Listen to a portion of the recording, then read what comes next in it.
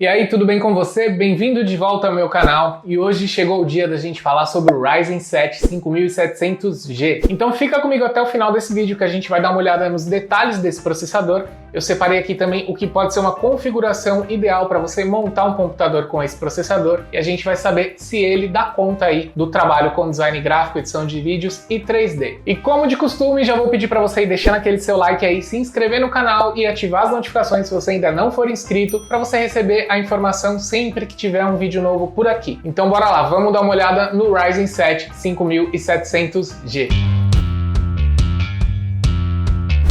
Então vamos lá, pessoal. Agora aqui dentro do site da AMD, para a gente dar uma olhada aqui nas especificações do Ryzen 7 5700G. Então a gente tem aqui um processador de 8 núcleos com 16 threads, que pode ser muito bom na multitarefa. O que é isso? É quando você trabalha com mais de um software ao mesmo tempo. Então você pode estar usando ali, às vezes, o After Effects junto com o Premiere, ou tá trabalhando ali um programa 3D e tá com o Photoshop aberto, enfim, conforme a sua necessidade. Então realmente isso faz uma diferença grande aí. O clock do processador, né, seria a potência, quando esse processador roda. Ele começa aí no clock base de 3.8 GHz, ele tem um boost de até 4.6 GHz. Isso é bastante coisa, pensando em um processador para um computador de uso pessoal, é realmente já uma frequência bastante alta. Recomendo bastante processadores acima de 3.0, e quando a gente fala de gráficos integrados, começando aqui no clock básico de 3.8, realmente já é bastante coisa, é um processador realmente bastante forte. A gente tem aqui o cache L2 de 4 MB e um cache L3 de 16 MB.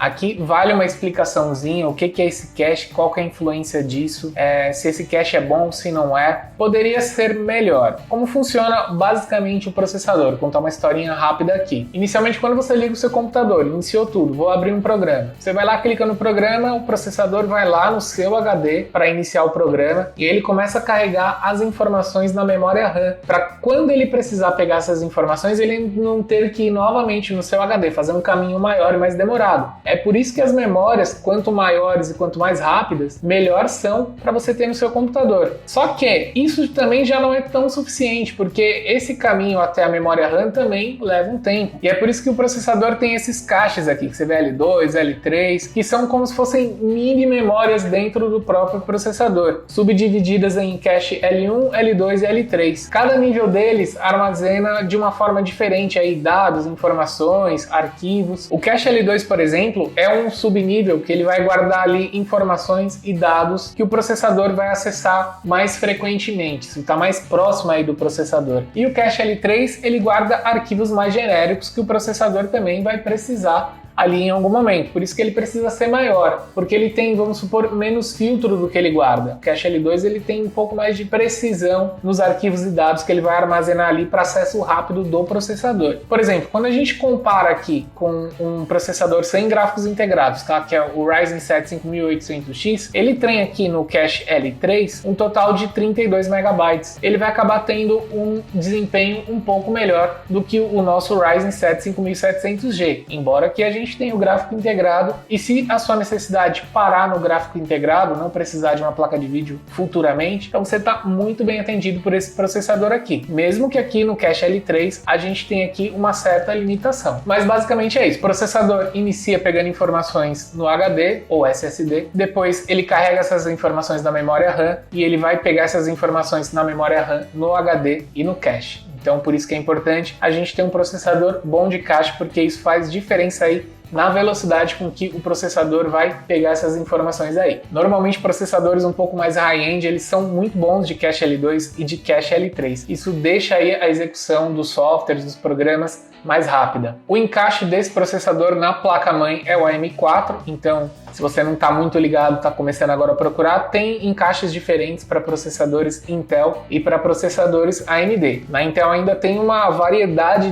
de sockets diferentes, né? Eles atualizam muito mais rápido do que a AMD. E a AMD está aí com a M4 já tem um tempinho, está funcionando bem aí, então possivelmente comprou a placa-mãe para AMD, ela vai servir desde que a BIOS esteja atualizada. A gente vai falar de BIOS já já. E agora a gente vem para informações aqui bastante importantes, velocidade de memória do controlador até 3200 3200 MHz. Se eu colocar uma memória com a frequência maior, não vai funcionar? Vai funcionar, mas o seu controlador está garantindo até 3200. Pode ser que ele não consiga extrair aí esses 3600, 3400 de uma memória aí com frequência maior. Existe uma discussão aí que fala que se a placa-mãe suportar, ele vai passar, ele não vai ter problema nenhum, mas para garantir que eu possa extrair o máximo da minha memória RAM, eu ficaria aqui nos 3200 MHz, até por uma questão de economia mesmo, porque quanto maior a frequência da memória, normalmente é mais caro. Então, eu ficaria aqui entre 3000 e 3200, né, até para economizar uma grana, porque tem bastante coisa para comprar na hora que você monta um computador. Colocando aqui um gráfico lado a lado, vai ter uma diferença de performance, mas no dia a dia, a percepção que você tem disso não é tão grande, principalmente para uso profissional. Quando a gente fala de um computador para uso profissional, que você vai abrir programas de edição aí, programas 3D, programas de criação, você não vai sentir tanto aí essa diferença. O que faz uma diferença legal mesmo é quando você trabalha a memória em canais, quando você usa o Dual Channel. E esse processador, ele suporta até 2 canais de memória. Ah, mas se eu tiver uma placa aí que tem 4 slots e colocar 4 pentes de memória, significa que não vai funcionar? Vai funcionar, só que você vai continuar tendo apenas 2 canais. 4 canais de memória, você só vai achar aqui nos Threadripper aqui, são processadores aí para workstation, processadores aqui da AMD que custam a partir de R$8.000. Então, na AMD aqui, para trabalhar em canais, máximo Dual Channel. Então, a gente tem aqui nesse processador, canais de memória 2, significa que você colocando sua memória dividida em 2 módulos, você vai ter acesso aí ao Dual Channel. E aí, cereja do bolo desse processador, não tão cereja assim, né? Porque a gente poderia ter gráficos integrados um pouquinho mais fortes aqui. A gente tem aqui as tradicionais Vega aqui, que são usadas aqui nos processadores com gráficos integrados da AMD. Ele trabalha numa frequência gráfica aqui de 2000 MHz. Para você ter uma ideia, um comparativo dessa frequência aqui, é uma frequência maior do que uma placa de vídeo, por exemplo, uma GTX 1660. Não significa que é a mesma coisa ou melhor do que uma 1660. Longe disso. Ter uma placa de vídeo sempre vai representar um ganho muito maior na hora do processamento gráfico. Mas a gente está falando aqui de um chip gráfico que está nesse processador, que trabalha com uma frequência gráfica alta. Então quer dizer que ele tem uma boa performance. Superior a uma placa de vídeo, talvez a uma placa de vídeo de 2 GB, dependendo da placa de vídeo de 4 GB, pode ser uma coisa mais equivalente. Mas isso aqui não vai ser superior a uma boa placa de vídeo. Jamais. Mas pode ter certeza que é um bom chip gráfico e que dá conta de rodar muita coisa. Pra galera que vive perguntando do tal do 4K aí no Premiere. 4K é o seguinte, significa que eu vou conseguir editar em 4K? Existe uma diferença entre edição e uma diferença entre renderização. Editar olhando ali o seu preview em 4K, dependendo do seu projeto, vai engasgar, não vai passar liso. Mas dependendo do seu projeto, pode ser que sim, você tem ali poucas camadas, só um ajuste de cor,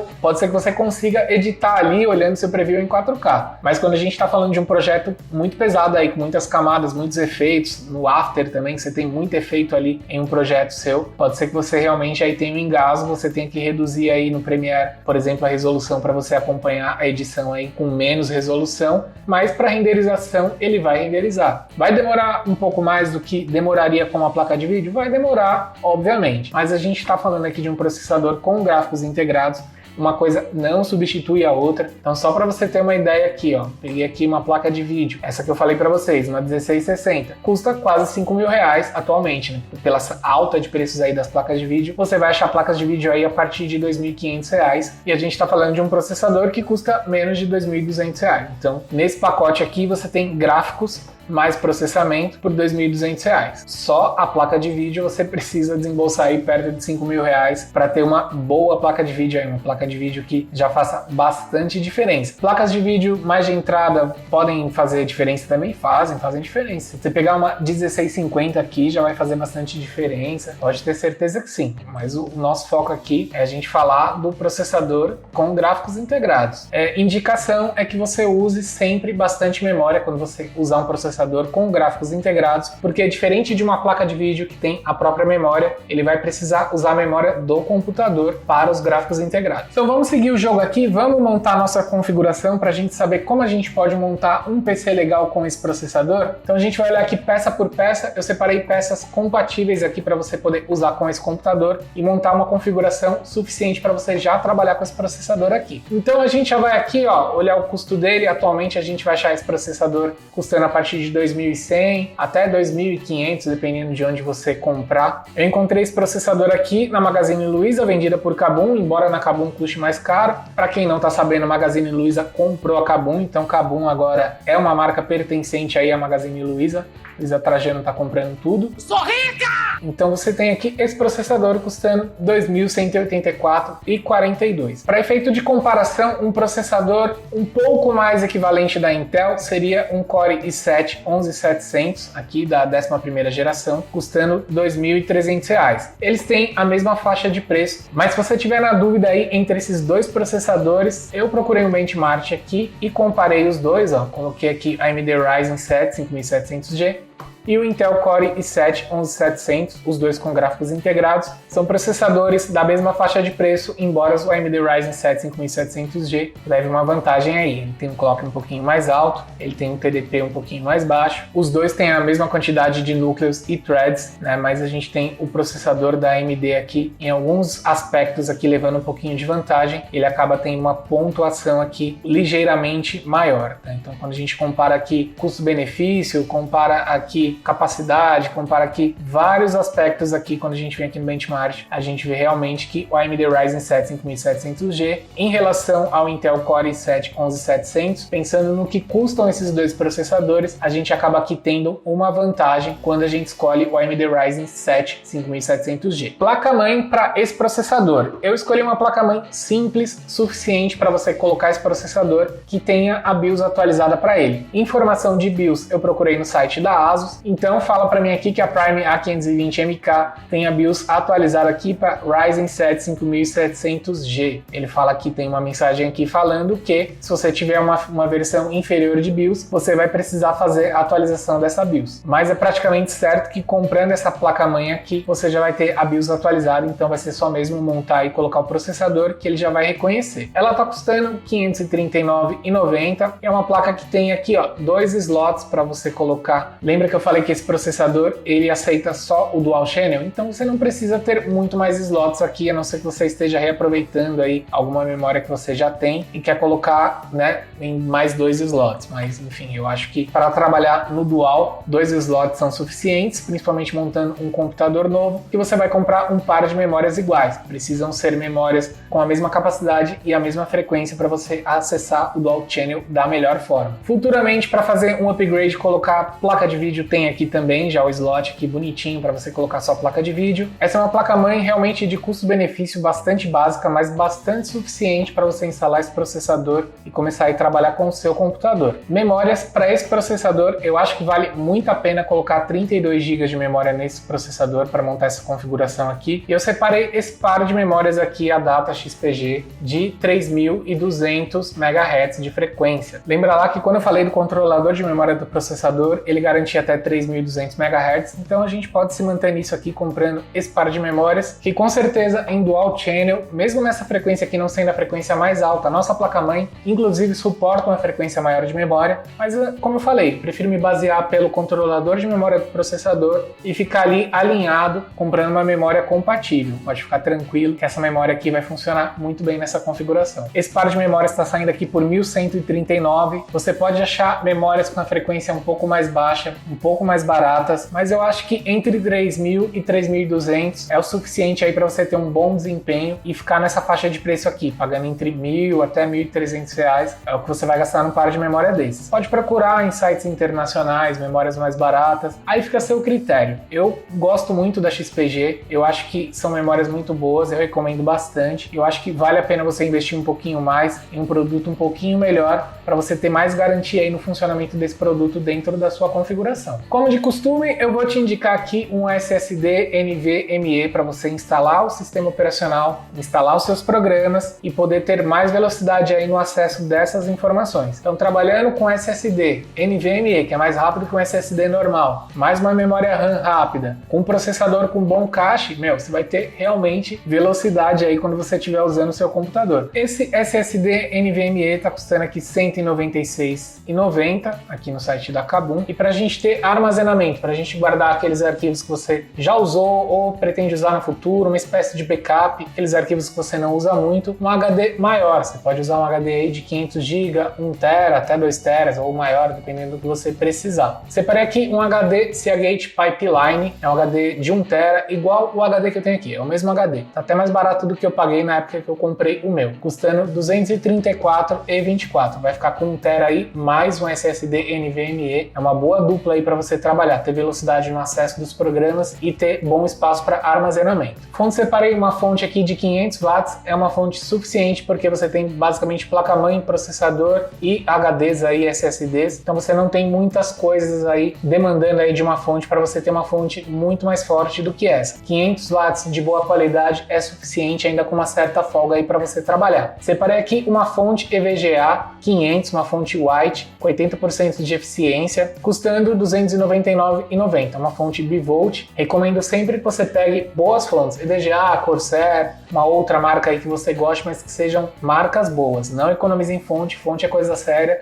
Já falei aqui, fonte ruim pode dar ruim, você pode comprar uma fonte muito baratinha aí, queimar ou ter um prejuízo aí, queimar algum componente aí do seu computador e o barato sair caro. Então, investe um pouquinho mais numa fonte de boa qualidade, porque isso vai durar muito tempo. Quanto melhor a fonte, mais eficiência, mais silêncio também. Então, não compra fonte muito ruim não, porque é uma economia que eu não recomendo. Fonte EVGA 500 watts, 80 Plus White, custando R$ 299,90, já tá na nossa listinha também. Mais um cabinho, porque essas fontes costumam não vir com cabo, então um cabo aqui para você conectar na fonte, conectar no seu computador, R$ 29,90, mais um cabinho, se você já tiver cabo não precisa comprar, já tem aí o computador praticamente completo. E um gabinete para acomodar tudo isso daqui, como eu sempre falo para vocês, sou um defensor dos gabinetes honestos, dos gabinetes mais baratos, gabinetes de boa qualidade que sejam um bom custo-benefício. Esse é um gabinete bem legal, um gabinete ATX, é um gabinete um pouquinho menor, nossa placa-mãe também é ATX, então vai acomodar perfeitamente aqui. É o gabinete Knox Coolbay RX, é um gabinete que vem aqui já com uma fan aqui dentro para ajudar na ventilação, então mais a fan aí do processador vai ser suficiente aí para resfriar aí, para você ter um bom desempenho aí com esse gabinete, custando R$ 239,90, ele fecha a nossa lista, a gente já está aí com a configuração montada e aqui a nossa tabela pronta com tudo que você viu, com os preços listadinhos aqui, no total de R$ 4.864,25. Você pode conseguir preços melhores em um produto ou outro, dando uma pesquisada aqui mais profunda, mas eu fiz uma boa pesquisa aqui, realmente eu priorizei os produtos que estavam aí com os melhores preços aí pra gente colocar aqui nessa lista.